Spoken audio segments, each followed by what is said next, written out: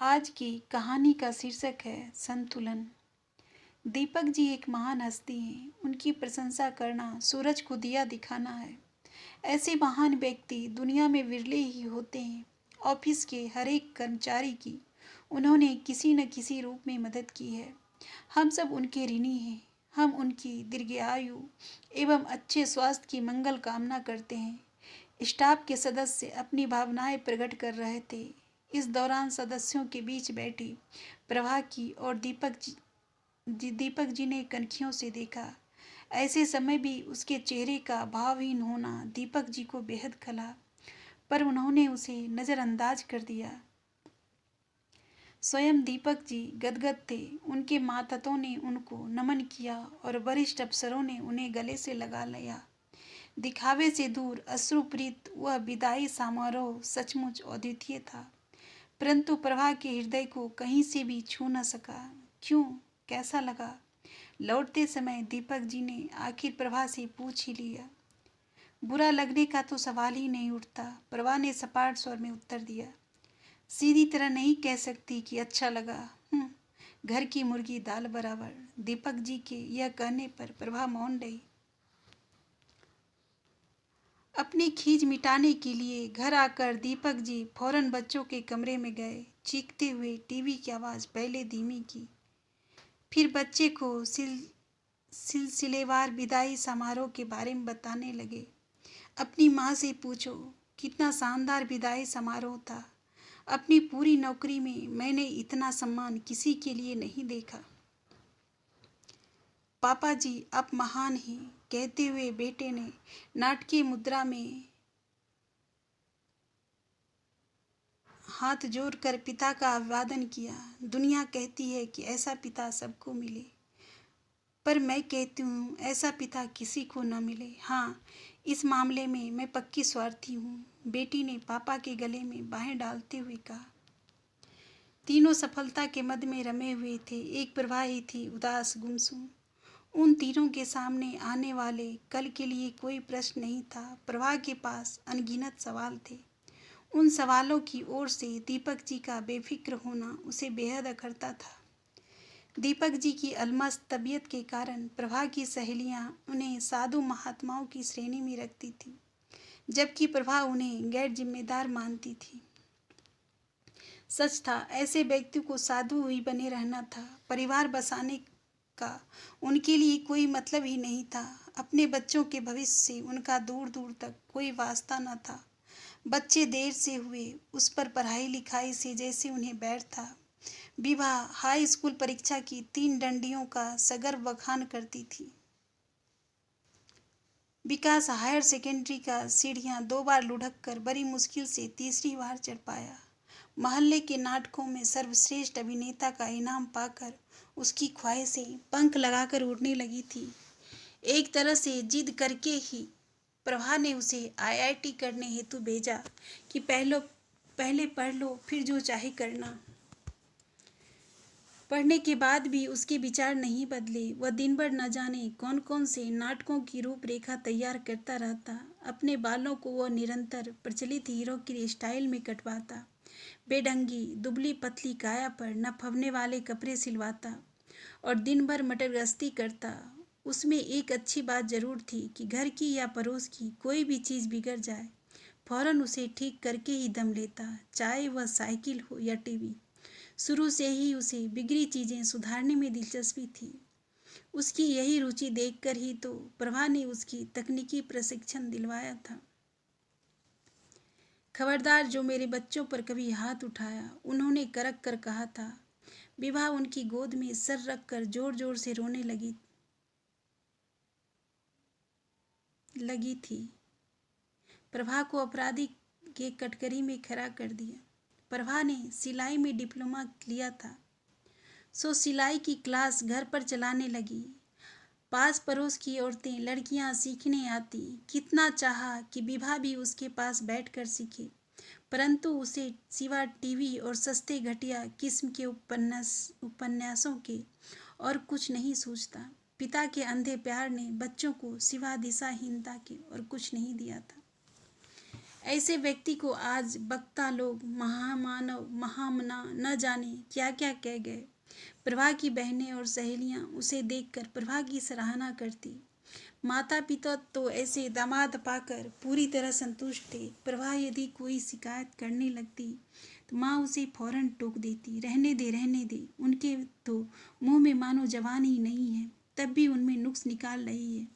तेरे पिताजी, याद है तुम लोगों के बचपन में क्या हुआ करते थे? उनके गुस्से से तुम बच्चे तो क्या, मैं तक थरथर कांपने लगती थी। घर में उनके आते ही सन्नाटा छा जाता। कोई भी मांग उनके तेवर देखकर ही उनके सामने हट जाती। तू तो बहुत सुखी है, दामाद जी ने तुझे पूरी स्वतंत्रता दे रखी है। बाजार से सामान लाना, घर का हिसाब किताब सब तेरे जिम्मे है। बच्चों को तो वे कितना प्यार करते हैं। बच्चे पिता से दोस्त की तरह बातें करते हैं, और क्या चाहिए भला।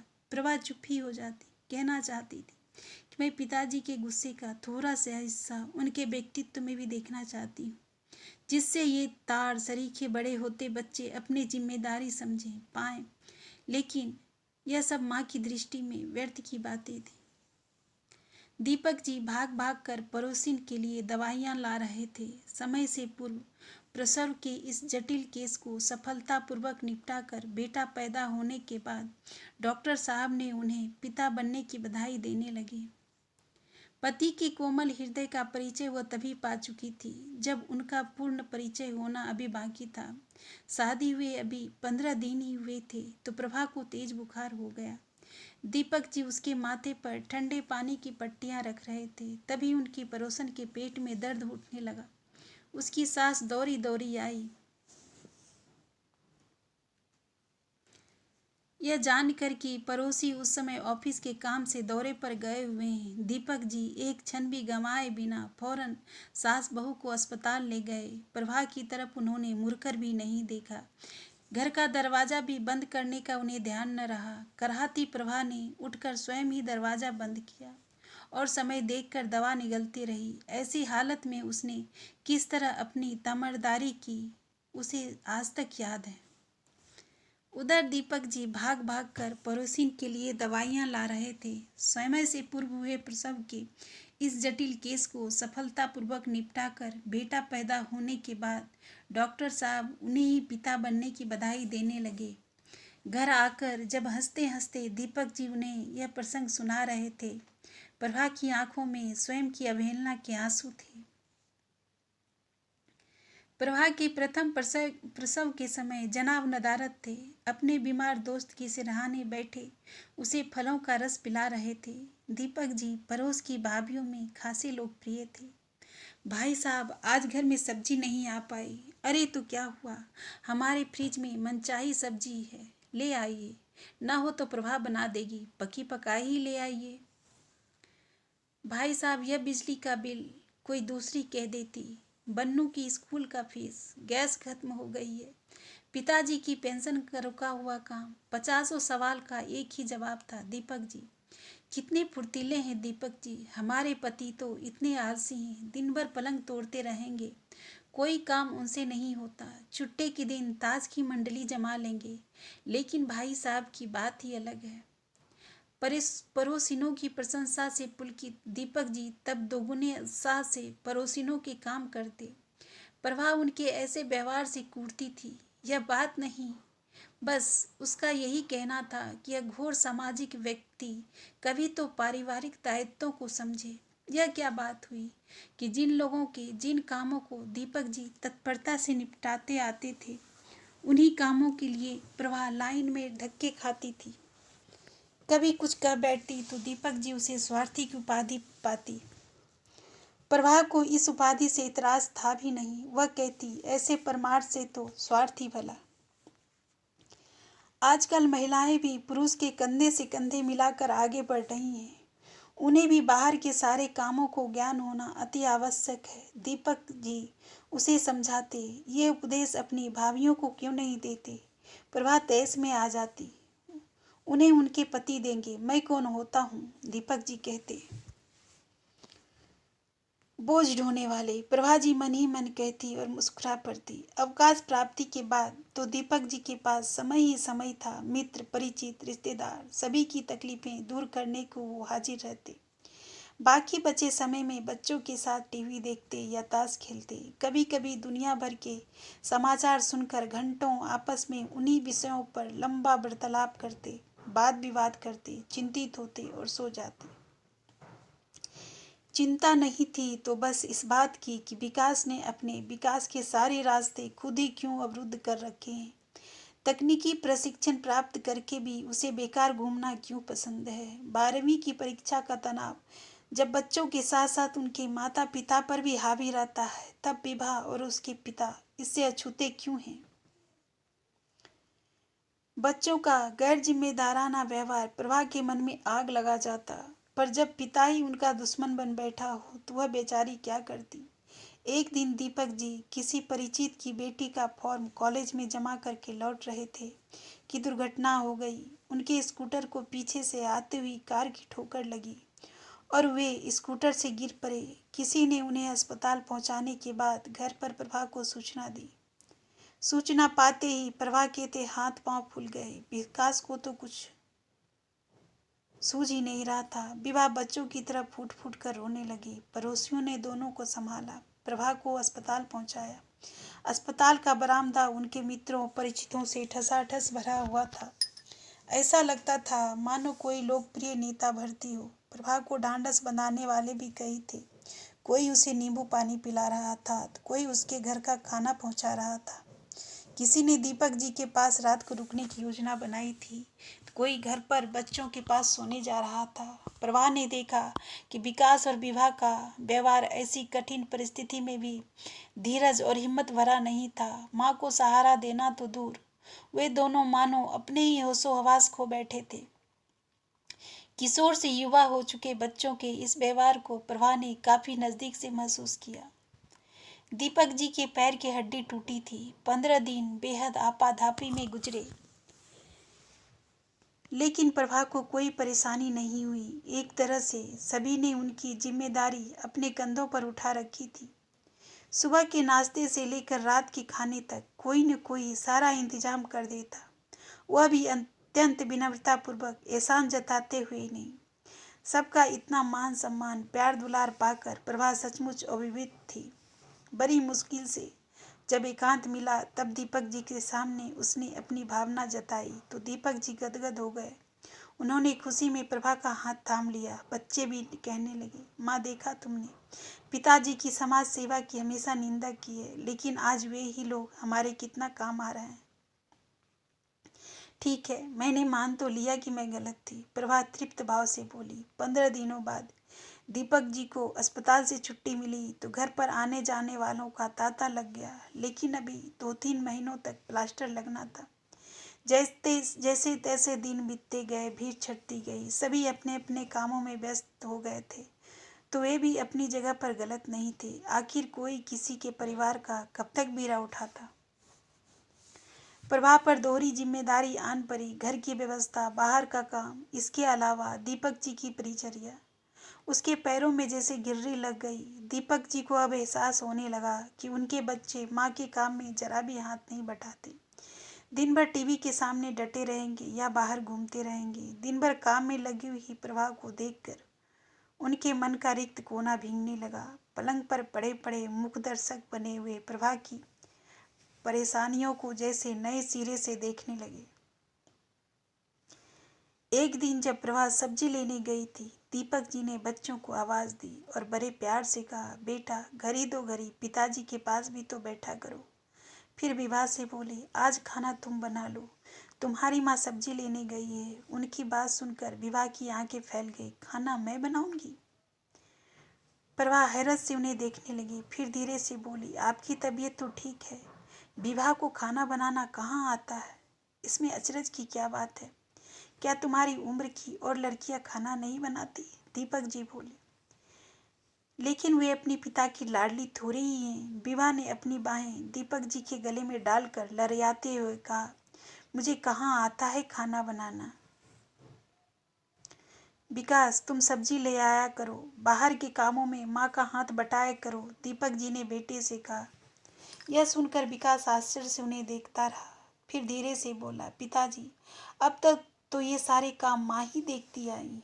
दीपक जी चुप हो गए। उन्हें महसूस हुआ कहीं कुछ गलत, बहुत गलत हो रहा है। बच्चों में हर घर की हालत समझकर जिम्मेदारी पूर्वक कुछ करने की भावना ही नहीं है।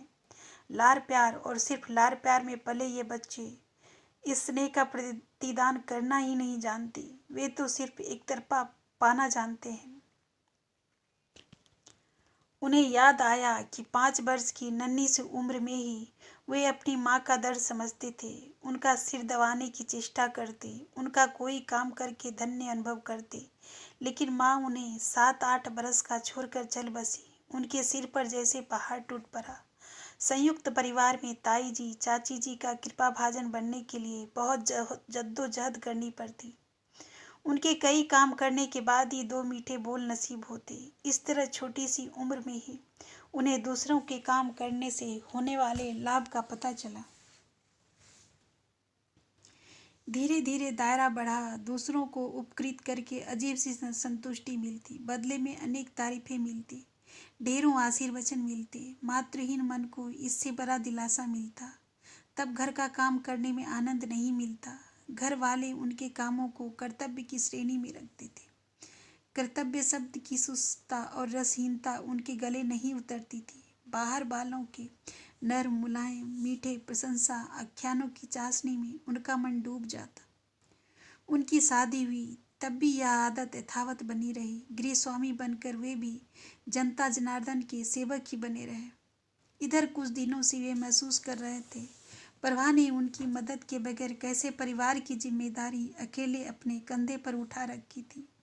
उनका बचपन अपने ही घर में आश्रित की तरह रहकर गुजरा, सो अपने बच्चों को उन्होंने हद से बढ़कर लाड़ प्यार दिया।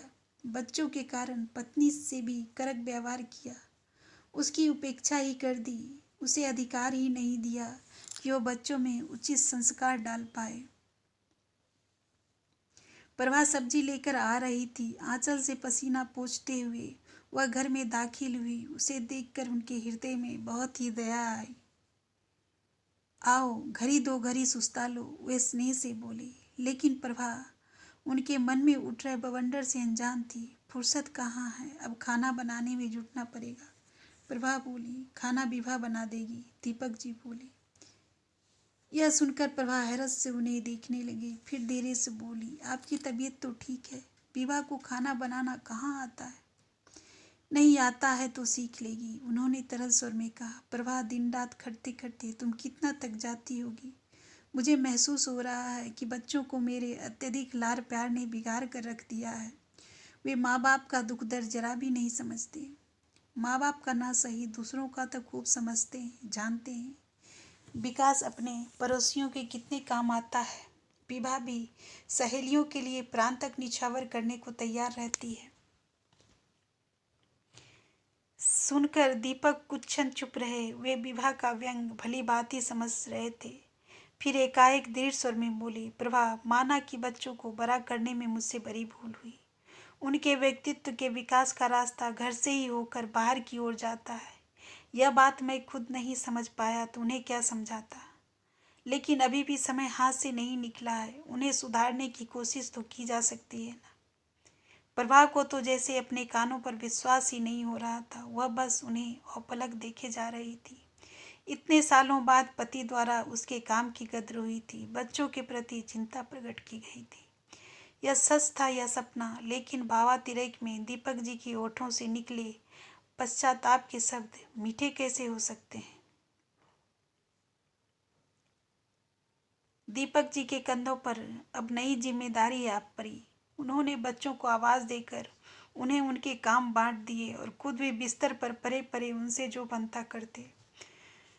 बच्चे उनके इस रुख से नाराज थे, लेकिन स्नेह से उन्होंने बच्चों को समझाया। उन्होंने सच्चे हृदय से अपनी गलती भी स्वीकार की। विकास को वे अपने एक मित्र के कारखाने में काम सीखने हेतु भेजने लगे। काम सीख लेने के बाद नौकरी देने का वादा भी मित्र ने उनसे किया। विवाह को पढ़ाने के लिए शिक्षक नियुक्त कर दिया। टीवी देखने का समय भी उन्होंने निश्चित कर दिया। इस नए अनुशासित वातावरण के बच्चे बिल्कुल अभ्यस्त नहीं थे। अनिच्छा से वे अपने आप को इस नियमित दिनचर्या के अनुकूल ढाल रहे थे। इतनी बड़ी उम्र में ऐसे संस्कार डालना कठिन काम तो था ही, परंतु गनीमत यही थी कि बच्चे उनकी भावना अवज्ञा नहीं करते थे। रात को हंसी खेल में वे बच्चों को कितनी ही बातें समझाया करते। प्रभा को तो जैसे ही अपने आंखों पर विश्वास ही नहीं हो रहा था। पर यह सच था, पारस्परिक संवाद कायम होने से, पति पत्नी से और बच्चों के अपने माता पिता से नए आत्मीय संबंध स्थापित हो रहे थे। अभी कुछ दिन पहले की ही बात है। प्रभा कभी बच्चों के भविष्य के बारे में चिंता प्रकट करती तो दीपक जी बिगड़ जाते। खेलने खाने की उम्र है बच्चों को, उन्हें टोका मत करो। कोलू का बैल बनने के लिए तो सारी उम्र पड़ी है। जी हाँ, अपनी अपनी मर्जी की बात है। चाहो तो इस उम्र में परिश्रम करके उम्र भर चैन की बांसुरी बजाई जा सकती है, न चाहो तभी खेल कूद कर उम्र भर मेहनत मजदूरी कर लो। प्रभा कहती, ठीक है, कर लेंगे मेहनत मजदूरी, तुम बेवक्ति की बांसुरी तान तो बंद करो। दीपक जी कहते। प्रभा को आश्चर्य होता, सेवानिवृत्ति के बाद भी दीपक जी में इतनी लापरवाही कैसी। ना तो कोई जमीन जायदाद का आसरा है, ना कोई और जरिया। पेंशन और भविष्य निधि का रुपया पर्याप्त था और मकान अपना था, पर इतनी सी जमा पूंजी पर बच्चों के भविष्य के प्रति आंख मूंद लेना क्या ठीक था। इस उम्र में जिन हाथों को कमा कर लाना चाहिए, उन्हें ताश फिरते देखकर प्रभा को बेहद नागवार गुजरता था, पर दीपक जी को सब मंजूर था। इस दुर्घटना ने उन्हें अपने घर को गिरिस्वामी के नजरिए से देखने को मजबूर कर दिया। परसों यह घर, जिसे वे ताई जी के घर की तरह मुसाफिर खाना समझते रहे, आज अपना अपना सा लगने लगा। कुछ दिनों के एकांतवास ने ही उन्हें गहन आत्मचिंतन दिया, एक नया दृष्टिकोण दिया और भूल सुधारने की शक्ति भी दी। दुर्घटना हुए अब 4 माह से अधिक समय हो चुका था। दीपक जी अब पूर्ण स्वस्थ हो चुके थे। विकास का काम में मन लग गया था और 6 माह बाद उसे पक्की नौकरी का आश्वासन मिल चुका था। विवाह के पेपर अच्छे हुए थे। उसे द्वितीय श्रेणी पाने की पूरी उम्मीद थी। घर में सुख शांति का वातावरण था। एक रात प्रभा अपना काम निपटा कर सोने के कमरे में आई और दीपक जी से बोली, लोग दुर्घटना को श्राप मानते हैं, पर मेरे लिए तो दुर्घटना जैसे वरदान बन गई है। प्रभा जी की आंखें अपार प्रेम बरसा रही थी, चेहरे पर परम तृप्ति के भाव थे। दीपक जी को महसूस हुआ कि परिवार वालों की प्रशंसा उनके मनभावों में छिपी होती है, उनके चेहरे पर लिखी होती है, उनकी प्रगति में दिखाई देती है। अभी वे लोग सोने ही जा रहे थे कि दरवाजे की घंटी बजी। कौन है पूछने पर पड़ोस के सुशील जी की घबराई सी आवाज आई, दीपक जी जल्दी दरवाजा खोलिए। दरवाजा खोलते ही वे जैसे एक सांस में बोल गए, पिताजी की छाती में भयंकर दर्द है, कहीं हार्ट अटैक न हो। इतनी रात को आपके सिवा किसी जगह था, उन्हें अकेले अस्पताल ले जाने में भी जी घबरा रहा है। घबराइए नहीं, मैं हूं ना। दीपक जी ने फौरन कमीज चढ़ाई और पीछे देखे बगैर उनके साथ हो ली। पूरी रात प्रभा चिंतित रही। सुबह 7 बजे दीपक जी का फोन आया, समय पर पहुंच जाने से बाबूजी बच गए, चिंता मत करना। भाभी जी को भी यह समाचार दे देना, मैं 1 आध घंटे बाद आऊँगा। विवाह से कहना कि आकर मैं उसी के हाथ का बना हुआ नाश्ता करूँगा। विकास चलाया गया न देवेश जी के यहाँ, आज उसे सुबह वाली शिफ्ट में जाना था। हाँ चला गया, सब ठीक है, प्रभा जी ने रुंधे कंठ से कहा। सचमुच सब कुछ ठीक था, सहज और संतुलित। यदि घर और बाहर का यह संतुलन ठीक हो तो डगमगा कर गिरने की आशंका ही कहाँ रहती है।